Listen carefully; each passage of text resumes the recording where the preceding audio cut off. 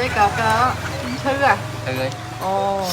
chơi chơi ắt nặng nó với bạn cờ thư Ăn nào nó. mưa thái Còn coi ngay rồi nè. chọn bạn đây không thôi nhé còn tôi nhà bạn ai nó coi ngay bên kia đi ai Bánh xènh. mấy lọc tên này Lọc xènh. đây cũng phai hợp lấy cũng phai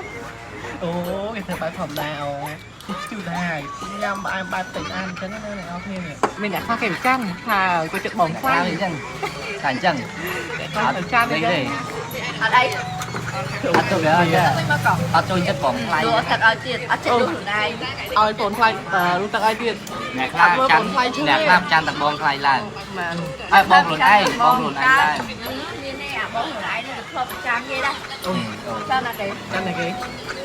chanh cả môn nó dương nhâm anh nơi io nào bò dương bị chọc đi à còn chanh đại con nữa